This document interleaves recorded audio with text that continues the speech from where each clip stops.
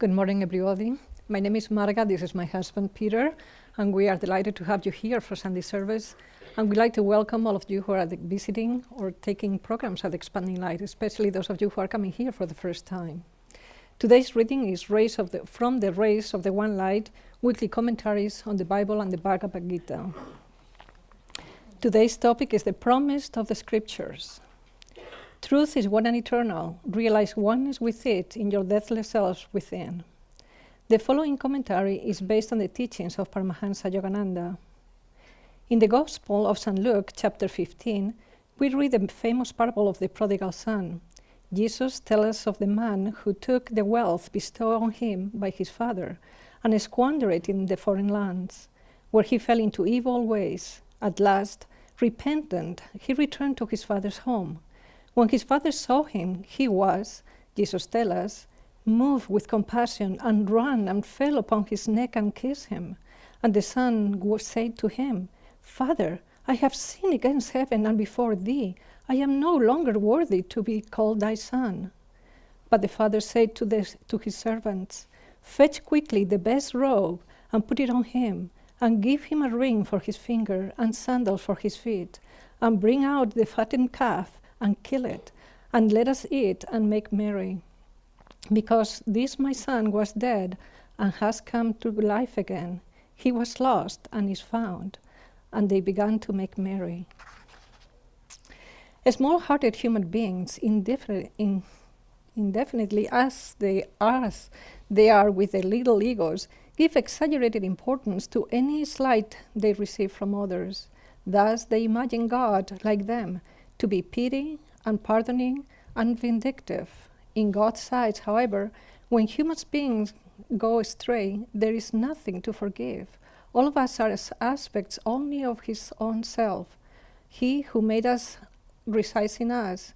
He is not far away from us, in some far off heaven. His call to us always is to return to our own home within. The way of return is described in the Bhagavad Gita in the 6th chapter. Supreme blessedness is that yogis who has completely calmed his mind, controls his ego-active tendencies, rajas, and purged himself of desire, thereby attaining oneself with Brahma, the infinite spirit. Thus, through Holy Scripture, God has spoken to mankind. Om, Om, Om.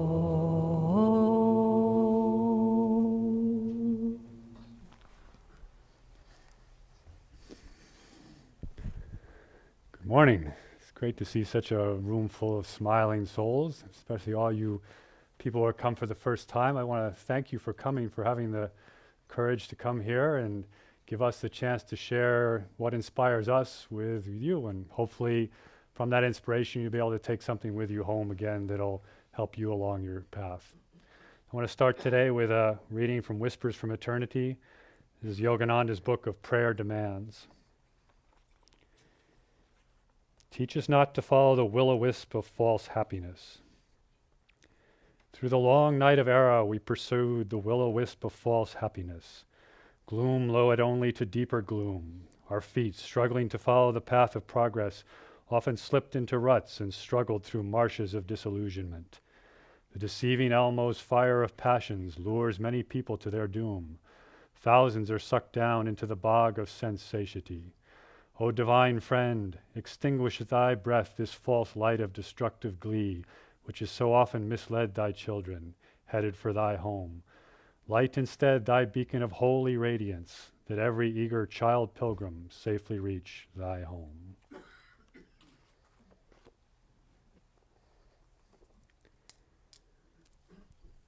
So the reading today is one of Jesus' parables of the prodigal son, and one of his most beautiful and inspiring parables.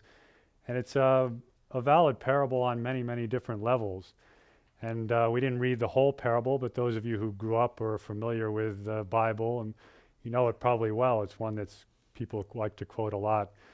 There's the two sons who are working in the father's field, and one of them says, you know, I'd like my inheritance, I'd like to leave, I'd like to go to foreign lands. Well, the whole parable is allegorical, and of course the Father's lands represent our home, the home of the soul in God, the home and the bliss in that natural state of oneness with God. And the prodigal son takes his energy, his inheritance, and decides to do something else with it. He's drawn off to foreign lands. And what does he do with that energy in foreign lands? He goes and indulges in licentious behavior and riotous living and has a good time, he thinks. But what happens? That energy is expended. That inheritance is gone. The energy he puts out, or that we put out for sense pleasures in this world, aren't returned, and that is depleted. And he finds himself, he says in the Bible, in a land struck by famine, and he has no more resources, and he finds himself taking a job with feeding in a farmer's fields, feeding the swine, feeding the pods of from the fields. And he suddenly realizes that, in my Father's house, it's a lot better than this. When I was in God and in bliss and living there, it's a lot better than when I was out here with nothing, with all my energy dissipated. And he says, oh no, but I've taken my Father's inheritance. I've taken this, what God has given us, and I've squandered it, and I'm leading a material life. But I can't go back. And he finally decides, but I can go back. And I will plead forgiveness. I'll fall at my Father's feet, say, I have sinned, I have come back, please accept me back. Well, what happens when he goes out of the foreign lands and comes back to his Father's house? His Father welcomes him with open arms, brings out the robe of the best clothes, gives him a ring, puts sandals on his feet, kills the fatted calf. The story here is, of course, we needn't worry about being judged when we try to get back. When we finally turn back to God after our delusions of incarnations with sense pleasures, when we finally turn back to God, we don't have to worry about his reactions. We're going to be welcomed with open arms back. And that's the fundamental part of this allegory, which we're going to talk about today. There's two things. One, it's our choice. We can go out to the foreign lands and riotous living and licentious behavior, or we can do like the other son. Remember, there's two sons in the parables. One son stays at home and dwells in his father's mansion. So the first is, it's our choice to go out, where we are, how far out we want to go, when we want to come back. And the second most important thing is that when we do come back, we're not going to be judged. That our Father God, is going to be there welcoming us with open arms, welcoming us back into the fold, killing the fatted calf, ready to give us the fatted calf of that bliss, of that peace, of that inner communion that we seek so long. So this parable also, it's important to look at in terms of some other things that are in the Bible that have been often misinterpreted in Christendom, and specifically the parable of Adam and Eve in Genesis, of this fall. And Christianity talks a lot about, well, there's this original sin that we're doomed, basically because Adam and Eve chose to descend from the heights of God, of communion, into the physical realm, down through the tree of life into the lower energy centers, choosing procreation through sexual means, through creation, living in the material world. They chose that, and Christianity often says, well, you were doomed because of that, and our only way we can seek salvation is through Jesus Christ or through one of the other masters. Well, Christianity doesn't say that, but through seeking something outside ourselves. But Jesus brought this parable of the prodigal son that says, no, that's not true. Remember, it's our choice. We can come back. We can regain that kingdom. We can move back up through the tree of life to those higher centers. It is not something that's inherent in our nature. True, we're there, we're born with this. We have to live with this outward pulling tendency of ego, this thing that's going to pull us into material desire, pull us into the world. But we don't have to accept that as our birthright. We can change that. We can choose to go back to the Father's house. So that's very important, especially when you get beyond the sort of the previous or centuries interpretations in Christianity. And we see that the master, Paramahansa Yogananda, who we call the master, the guru of this path for us, he was a God-realized soul, and he embodied those same qualities. Swami writes in his autobiography, The New Path, about his life with Yogananda. He writes, I never saw Master hold a grudge. I never saw him vindictive. I never saw him judging. I only saw him trying to reach for the highest in each person. And then he tells a story in the path of Reverend Stanley, was the minister at SRF Lake Shrine, one of the places of worship that Yogananda founded in Los Angeles, near his headquarters there. He had various of his disciples would go out and preach. And at one time, Yogananda had to scold the Reverend Stanley for something. And, he was just doing a course correction. And sometimes to get our attention, the guru needs to shake us a little bit. So it's not a vindictive sense, but he scolded him.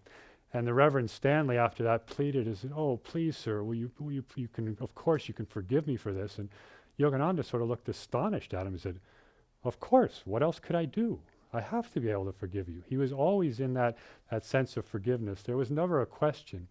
And even to the point, Yogananda had many enemies. The spiritual power will sometimes attract evil to it. And there was a man who slandered Yogananda quite frequently and told lies against him and tried to undermine his work. And Yogananda always saw the highest in him. And a few days before Yogananda's passing, before his Mahasamadhi, these two men, Yogananda and this man who had slandered him, met at some sort of formal function.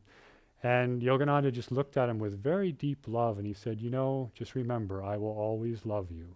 He's again speaking for the Father, speaking for his head. You can always come back. And in that moment, it changed that man. He was able, then Kriyananda wrote that at the night of his Mahasamadhi, he watched that man, he could say that there was the energy had shifted, that he was repenting for his having slandered Yogananda and trying to move back. So in the scriptures, there's many references to this, the fall or the going out to the foreign lands, out from their home in God. You think of the story of Moses even, you can look at that as an allegory of it.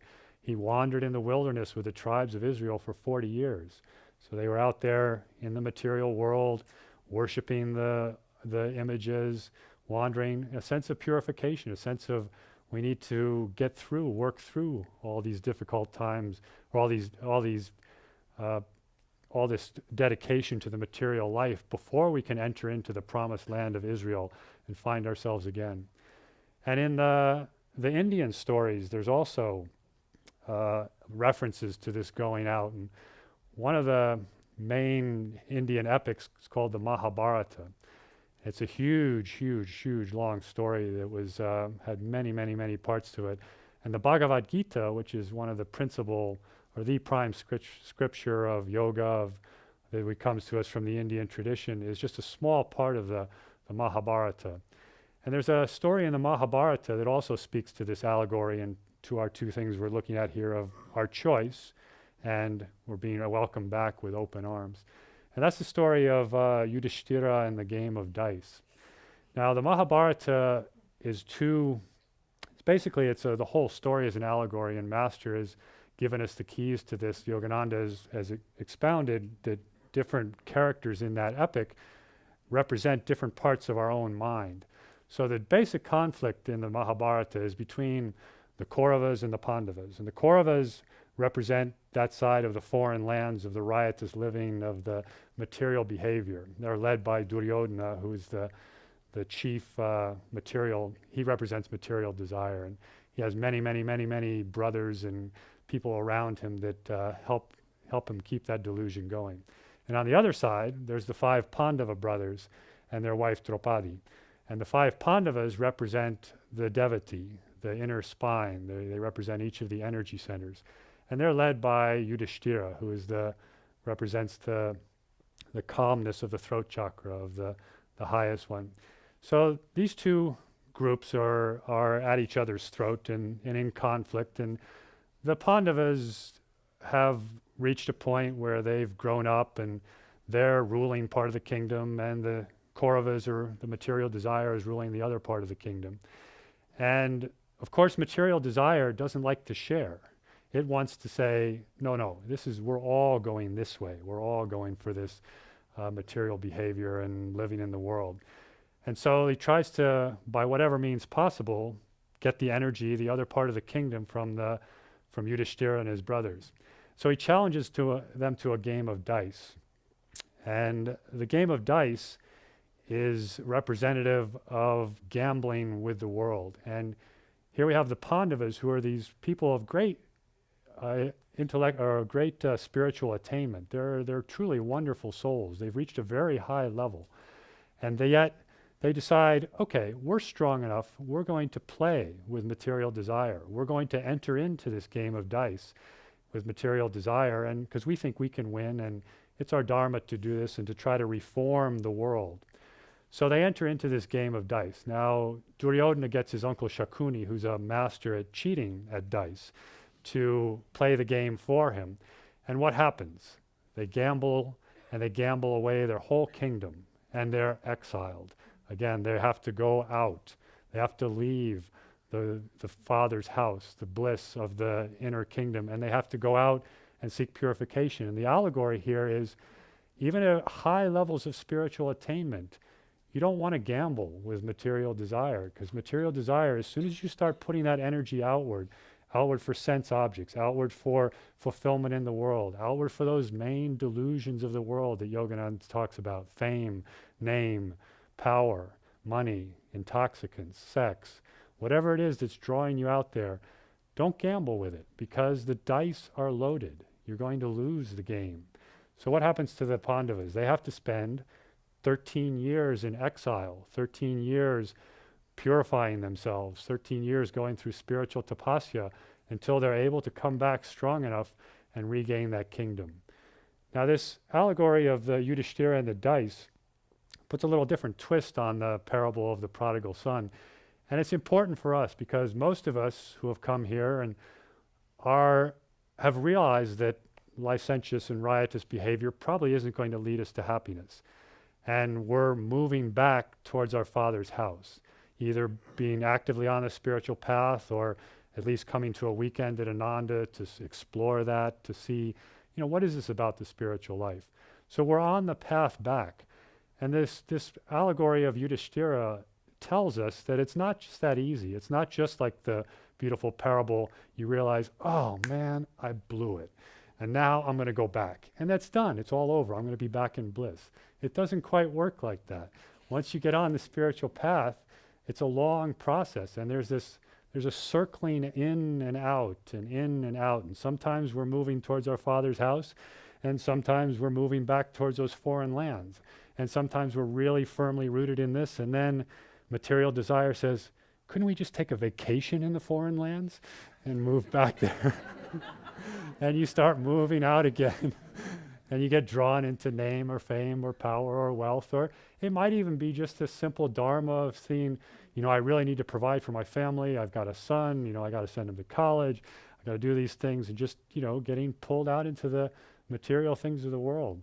But it's we have to be, as we come onto the spiritual path, you have to have the humility and the foresight to know that it's going to be really a long distance race. And I remember when I first got involved with yoga and reading spiritual things, and I'd start reading this, and it struck home. I said, wow, this is it. This is truth.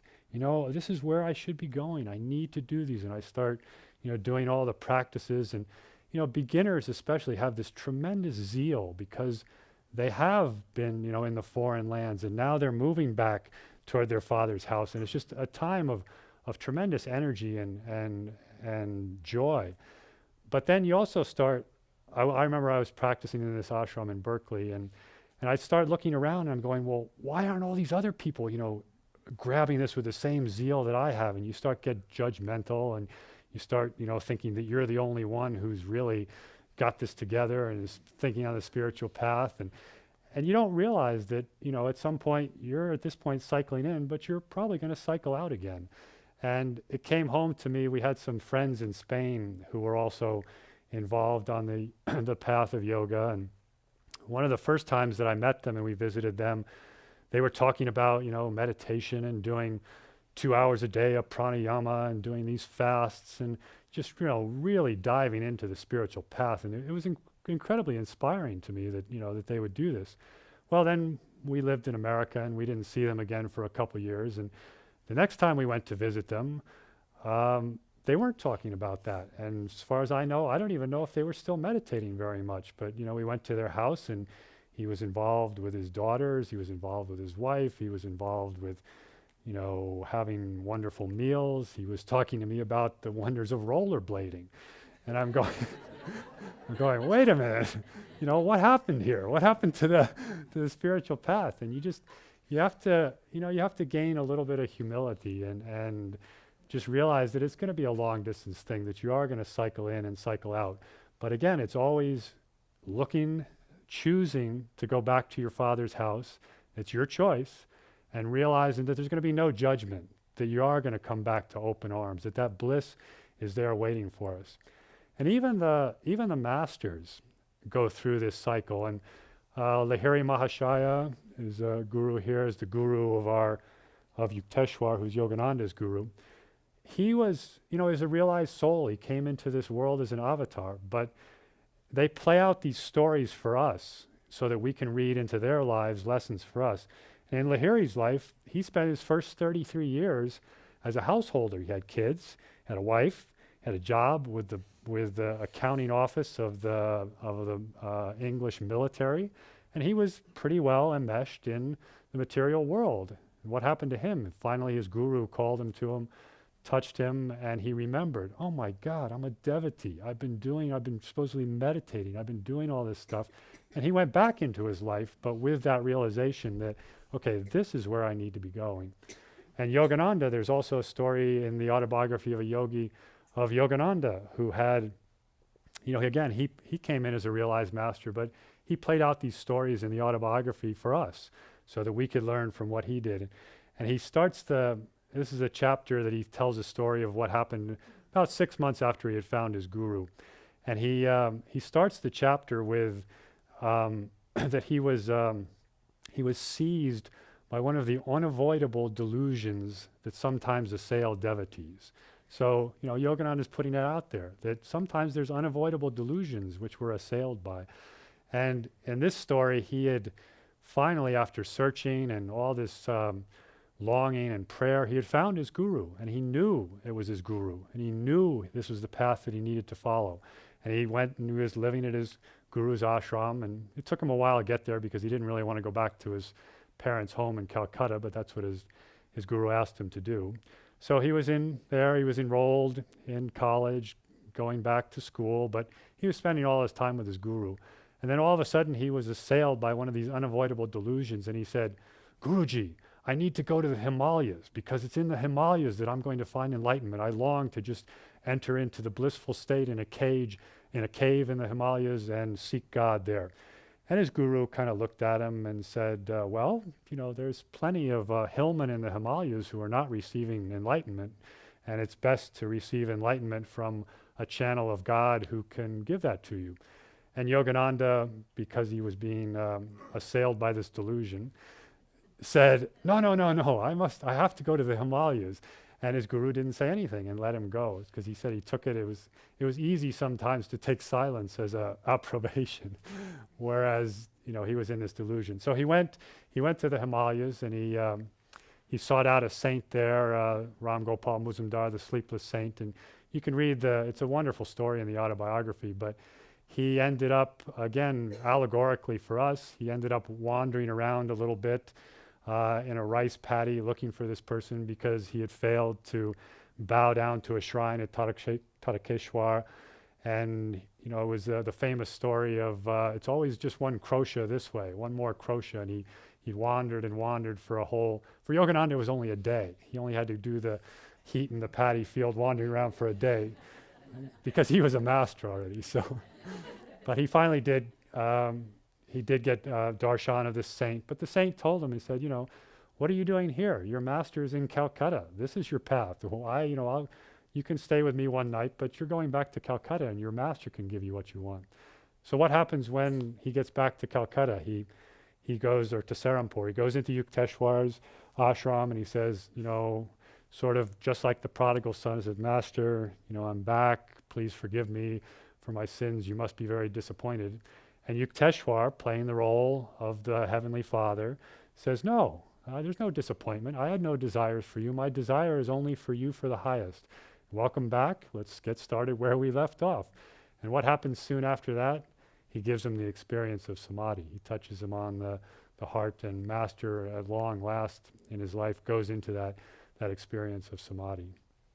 So it's something we need to keep in mind, that delusion on the spiritual path, there are times when we're going to be cycling out, when we're going to be moving beyond. And it's something to try to remember, to try to take very seriously. Kriyananda tells the story also of when he was in Yogananda's ashram at Self-Realization Fellowship in Los Angeles, when he was living there. There was another monk there who also was pursuing the spiritual path, and this monk had lots and lots of very deep spiritual experiences. So many so that the other monks, including Kriyananda, said, wow, this guy doesn't seem that deep. I mean, and he's getting all these spiritual experiences. What's going on? And he's even kind of eclectic. He's bringing in all different things, and he's reading different stuff, and yet he keeps having these spiritual experiences. And Yogananda said that, well, it was his karma to have this good karma of being with the master, but there was a lot of these forces inside him that were pulling him off. And Yogananda said to him, if you leave the spiritual path now, it's going to take you 200 incarnations to be able to come back to the spiritual path. Think of that. That's somewhere 1,600 years of wandering around in delusion before you even get back to wanting to be on the spiritual path, wanting to God. So it's not something to be taken lightly. It's not something to say, if I'll go take a vacation in foreign lands and come back. It's, really look at that. But remember, you can always come back. There was another devotee in Yogananda's ashram as well, another monk or a nun, a woman who left and went back and chose a worldly life and lived that for a while. But then she came back to the ashram, and she said, she came back and entered with renewed vigor and zeal, is the way Kriyananda described it, that she dedicated herself even greater to the spiritual life. And, some of her fellow nuns said, well, how can you dare to show your face back here again after you've been out there in the world? And her reply was a classic one. She said, well, don't expect me to worship my mistakes. I'm here for God, and I've back and I've learned. And that's the spirit we need to foster when we're cycling out again. The other things that we can do is to help each other, to not judge each other. One of the great things of Ananda is we have a spiritual community here where we can, when some of us are taking vacations in foreign lands, other ones of us are still at home with the Father, and we can remind each other to come back and to do that in a non-judging way. And Kriyananda is the founder of this community, Swami Kriyananda, Donald Walters, and he's always modeled that for us. And there's a couple of incidences which are worth mentioning for him.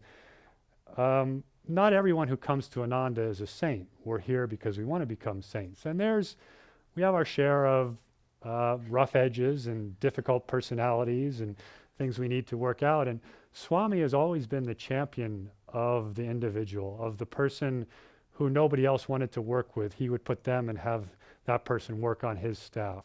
Of the person who nobody really wanted to accept as a member. And that was the one time that Kriyananda went to a membership committee meeting and said, we really need to have this person become part of our community. When somebody showed up, if you can believe it, drunk, a Ananda member drunk at Swami's door, he didn't kick him out of the community. He just tried to work with a person and tried to hold up the highest in him. Said, don't identify with this delusion that you're under right now. Identify with this direction where you need to go, where you need to come back to. And in this reading of the Bhagavad Gita, it really it says it all right there. As we finish this, there's the parable and then there's the parallel reading from the Gita. The reading from the Gita puts it out there. What you really need to do is just calm the mind, free yourself from this outward egoic, rajasic tendency of wanting to go out there and experience the material life, of getting lost in delusion. Free yourself from that and bring yourself back in. Freeing yourself from these desires will bring you back to your Father's mansion, to that home. And this is the promise of yoga. It's not somewhere we need to go. To go find God, you don't need to go to a foreign land. You need to stay home. You need to tune into what's inside and leave behind those desires of going outward. And of course, the primary way we do this is in meditation. of seeking to leave behind those outward pulling egoic thoughts that are churning around and seek that center, the spiritual eye, that center of bliss. And one of the things that's interesting about this parable is we really enact this parable every time we sit to meditate, more times than I care to admit. But you sit down, you're focused in your Father's house, and what happens? Your mind wants to go off to foreign lands. It wants to go out there and explore all the things that are going to happen during your day and all these wonderful experiences you're going to have and what you're going to have for breakfast. And you go, oh, this isn't it. I'm expending my energy in the wrong way. You turn, you go back towards your Father's house, hung, saw, doing your kriyas. You're back here. And we repeat this parable over and over and over and over. But what you have to remember again is it's our choice. We can choose to look back to here, not out to there, and you'll always be welcome. What you're seeking is there. It is inside of us. That bliss, that wonderful joy, that infinite love, that infinite peace and calmness. It's all right there. We just have to turn back toward it.